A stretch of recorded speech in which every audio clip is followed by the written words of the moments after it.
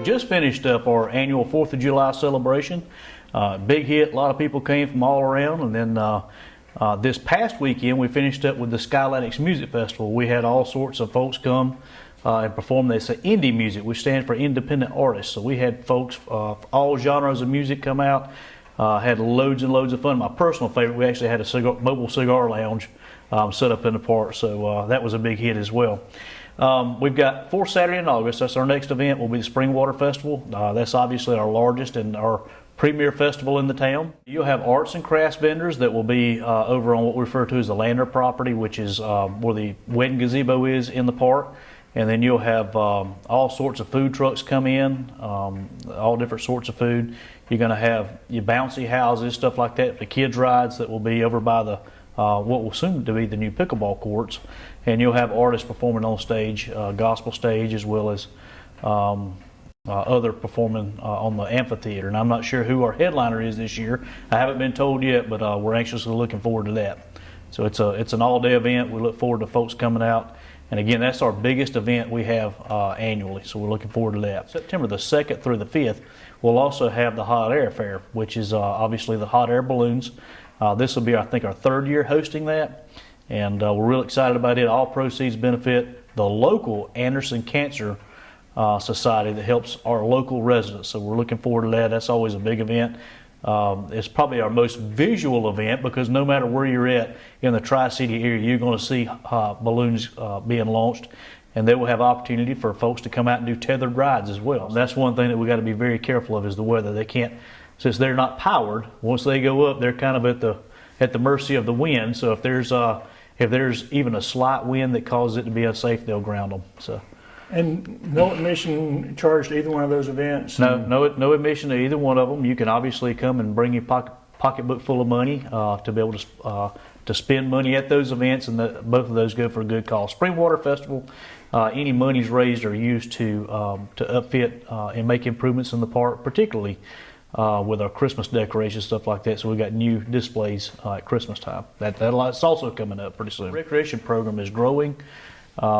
This year, Palmetto Soccer Club will be taking over our soccer program, and we've got a guy, Jack Dalton, who will be handling it, and he's got a love and a passion for soccer, so we're excited about that, seeing that program grow and be the best that it can be. We've also got our pickleball course. Now, I know I have talked about this till I'm blue in the face.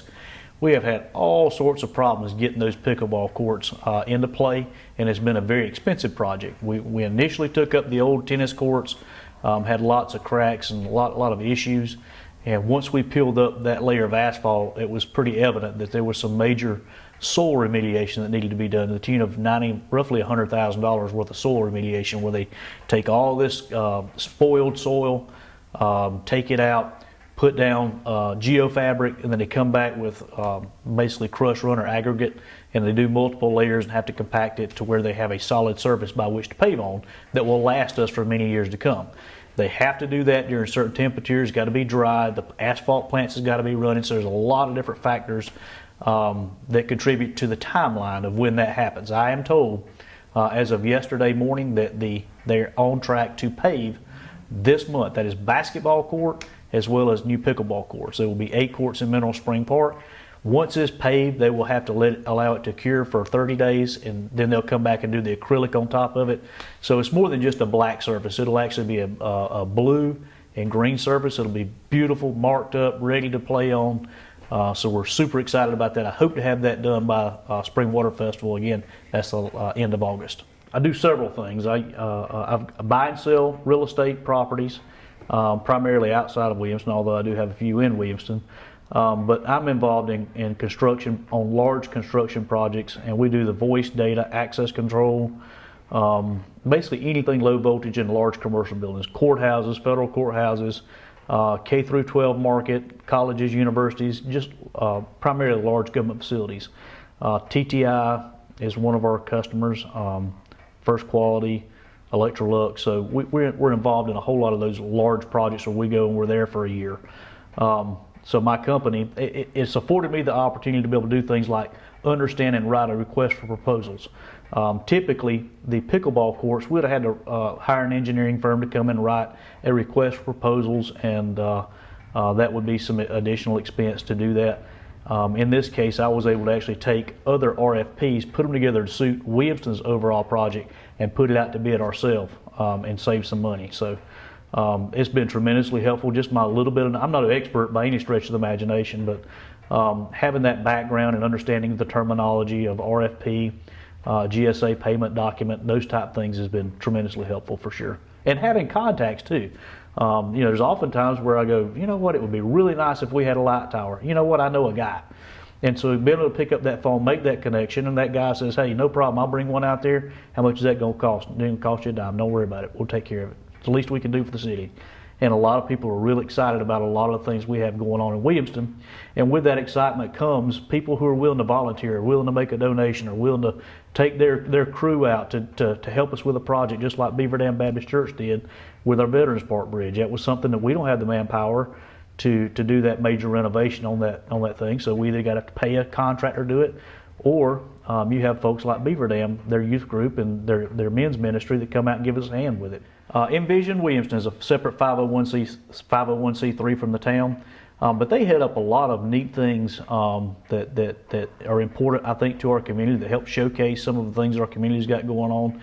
And while they're not an official arm of the city of Williamston, we work in concert with one another to try to do some good things. One of the things that came out of that last year that was tremendously popular was our Christmas time celebration. We had snow out here in front of Town Hall, and literally thousands of people came out in one evening for the annual Christmas tree lighting, and we had carriage rides, a lot of neat things. Anyhow, their latest project was to actually take pictures of veterans, local veterans. They can be still living or deceased, and have them put on a banner, and you will see banners throughout town there. I think they're getting ready to take them down this week. But during 4th of July, Memorial Day, Veterans Day, they display those banners with some of our local heroes on it. It has their name and what branch they served in. So it's a way of showcasing our community. Our community loves our military. We love our veterans.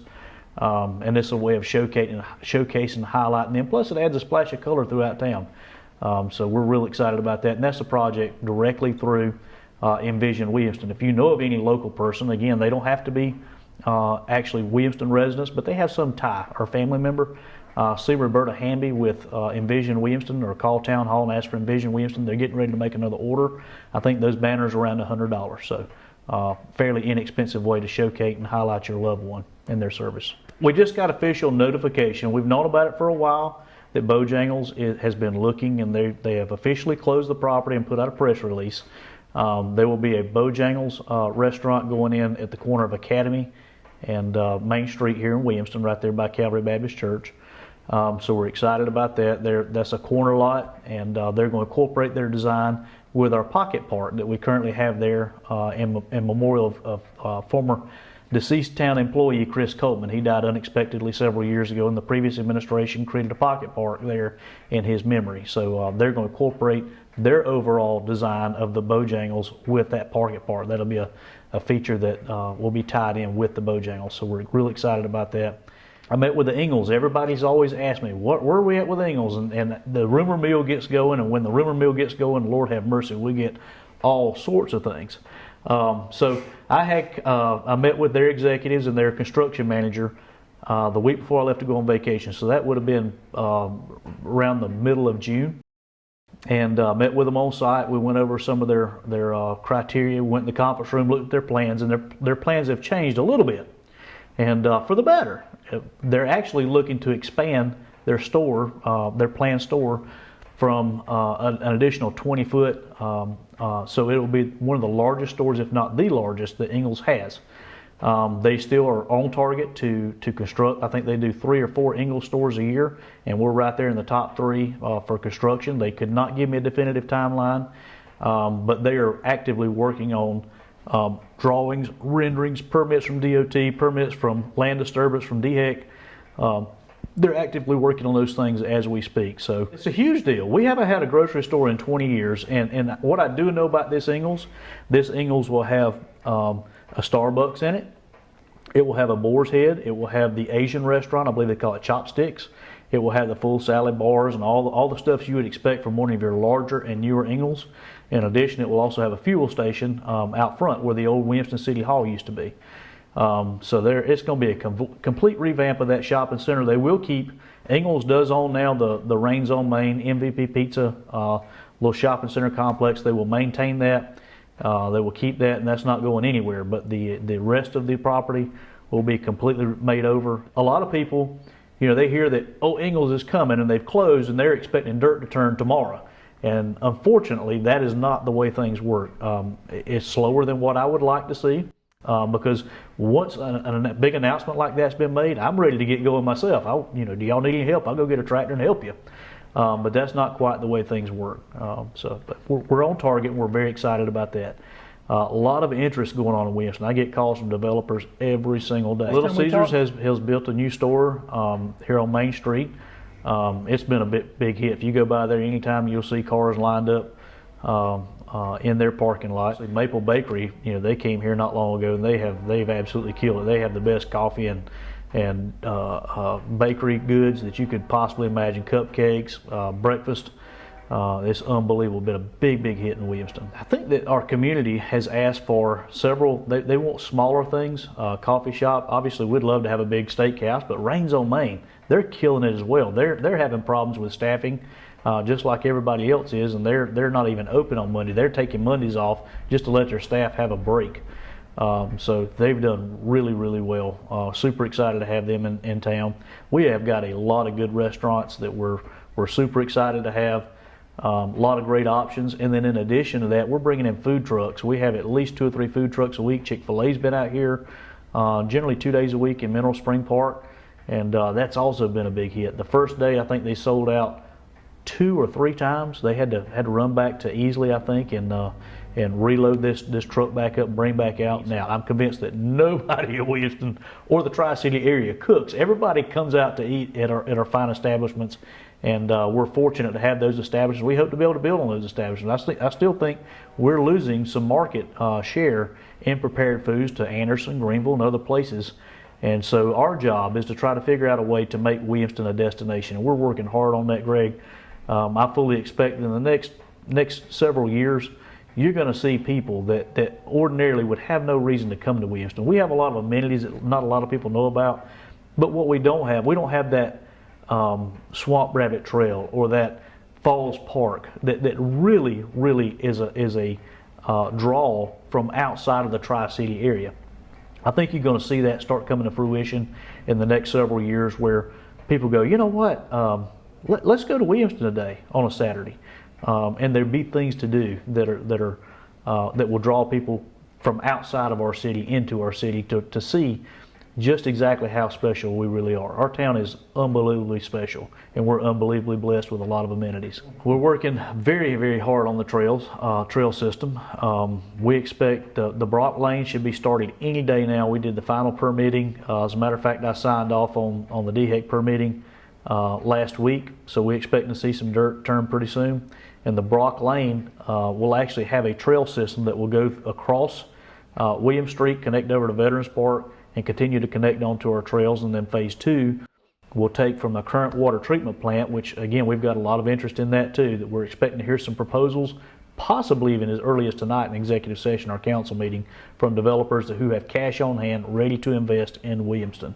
So we're really excited about that. It would take the trail from our old water treatment facility to the current place where it stops at, this gravel, and then subsequently continue on along the creek, along Big Creek to Ida Tucker, and then would in turn interface with our school district sidewalk system. We're that close to Ida Tucker, it wouldn't be that big of a deal, I don't think, to try to incorporate that to where you could get out and walk Mineral Spring Park and ultimately end up at the Williamston Reservoir. The dam is right there, very close, and I could see us putting a kayak launch point or something like that in there, so our residents could actually enjoy what's currently considered a private lake. It's not used for water anymore as far as drinking water, but it really is a beautiful body of water that is located partially within our jurisdiction, to where it would be really nice to be able to go out and enjoy a kayak trip on a Saturday or any day of the week, really. So this year's budget, we had a small increase, cost of living raise for all town employees. And a lot of people don't understand, even if you do a small increase, by the time you tally it all up with your FICA, your retirement, all that good stuff, it turns into some pretty major funding. But we had a really tight budget this year, and our council worked extremely hard in doing that. Our efforts have really been focused on recruitment and retaining our existing employees, particularly with police officers. Now they're all over the board. You can go to work at DPS and make $55,000 a year starting out. Well, obviously I can't compete with that, but we've worked really hard with that. We do have a balanced budget. We went in initially with a several $100,000 budget deficit based on the proposals, and we ended up going through, I think, 3 readings total on that budget and whittling it down to where we're living within our means, but we're still providing that same level of service that our residents and our community expects to be able to receive from the city. So no major things. There's no big major building projects or anything like that involved in the budget. And should something come along, then we could certainly do the budget amendment. But as of right now, we're basically maintaining our operations and tightening our belt a little bit and hoping to be able to see some of this growth, quality growth, that will increase revenues. Our expenditures are just like your home budget. That loaf of bread that you bought for $1.25 is no longer $1.25. The same thing's applicable with town operations. That piece of PVC pipe that we would buy to put in the ground for water or sewer obviously cost double what it did, just a few short months ago.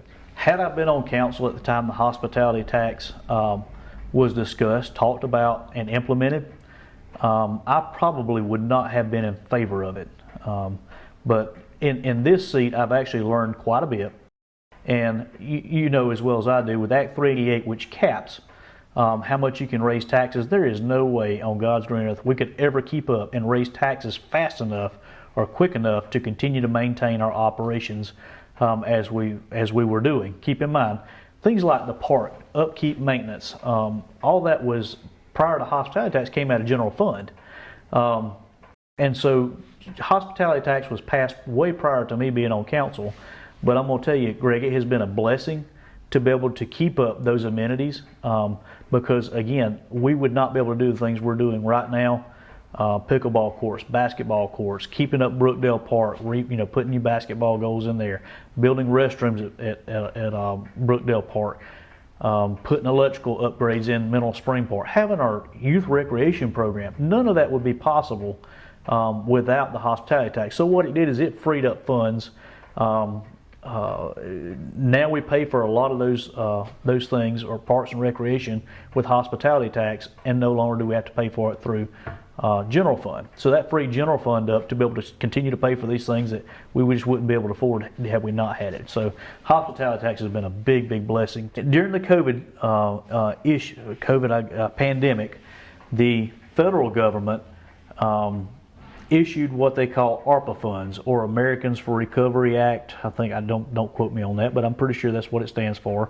And basically those initial tranche of funds could only be used for water and sewer, basically infrastructure projects. Well, if you've been around Williamston at any time at all, you know there is no shortage of absolutely necessary infrastructure projects. We're an older town. We were incorporated in the 1800s, so we've been around a while, and unfortunately some of our water and infrastructure, sewer infrastructure, has been in the ground for a while as well. So once we found out, our council, exactly what we were expected to be getting, it turned out to be $2.1 million, which is a lot of money for a small town to come in, but you have to understand too that these projects are very expensive projects. So council sat down and we created a list of prioritized, along with our department heads and our city engineer, of where are high priority areas at and what we could best use those funds for. That came under our interim final rule that we had $2.1 million to spend. Well, since we received our first tranche, you receive half of it this year, half of it next year, which is now in 2022. We'll receive the other half this year. Received half of it in 2021. There has been amendments to the interim final rule. So technically, we could completely unrestrict that $2.1 million and build, I don't know, a roller coaster in the park. The council has decided that is not the best use of those funds. We're sticking to our guns and sticking to the immediate use and need, which again is infrastructure. We have the opportunity to do something that we will never, ever, ever likely have the chance to do again. And that's really make a difference in our infrastructure. If we're going to continue to grow, we're still going to have quality growth, we're going to need that infrastructure to be able to continue that. So my objective has been to try to leverage those funds as much as possible with other grant funding sources. A prime example is our Mill Village water lines. Those things have been in the ground since the 30s and possibly even prior to that. That is a long time. The useful life of those pipes that are in the ground have long been gone. We have just never had the ability, funding-wise, to be able to upgrade those lines that are problematic for all of us all the time. So we had our engineer do the design, and it came out to be about $1.5 million to replace those water lines and upgrade those water lines. And so we after all of our projects, we didn't have quite enough in ARPA funds to be able to do it. So we applied for grants. I'm happy to report that the RIA, Rural Infrastructure Authority, has awarded us $444,000 toward that project. Again, that was a blessing, an absolute blessing that was very, very helpful, but it still didn't allow us to be able to do that with the funds that we had.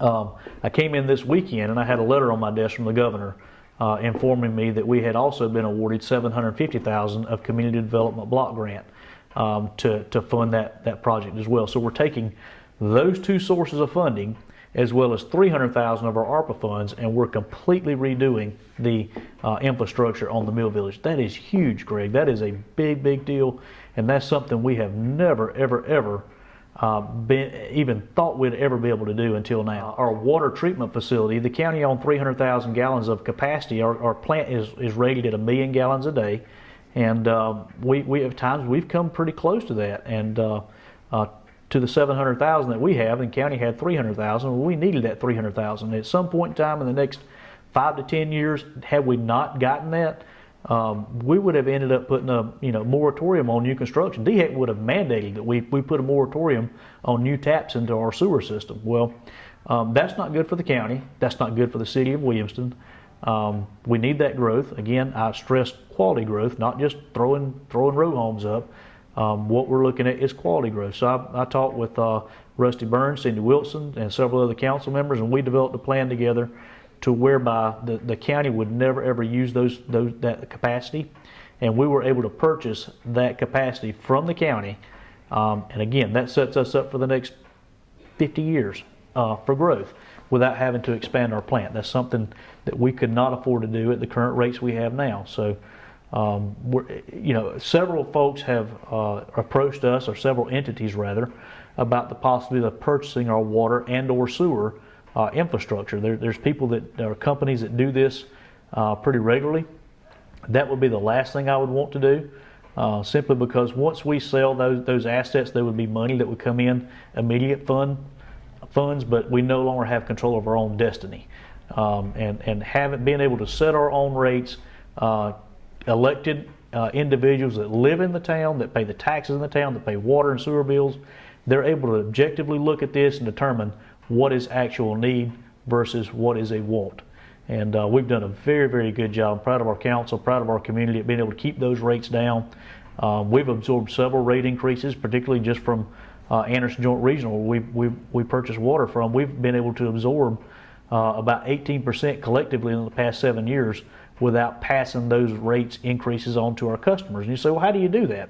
It's pretty simple. We have that growth that every time somebody taps onto our line, that's an additional roughly $30 a month in water that really didn't cost us anything extra because the infrastructure is there in place. That's helped us maintain those low rates and keep them low. And as long as I'm mayor, we're going to do everything within our power to try to make Williamston attractive and affordable. We've got the subdivision going in on Minor Street. I believe that's 30 homes. You have Mahaffey, which again, that we just did the final sign off on it on their homes going on Mahaffey and East First Street, West First Street, and then you also have Brock Lane, which is a total of 64 and in a subdivision there. So that's just what's on the books. That doesn't count the onesie twosies. That doesn't count the guy who sells his couple lots and they build 3 or 4 houses on it. But if you'll notice in all of our agendas, pretty much every agenda, you will see a rezoning request. That comes from our planning commission. They do the initial assessment of it. They're constantly looking and determine, okay, there's growth fixing to happen here, so it's inevitable that there will be growth here. How do we control that growth and make it what the community wants? So they've been very, very active in helping to ensure that we have very quality growth, not just row homes being thrown up with no input from the city.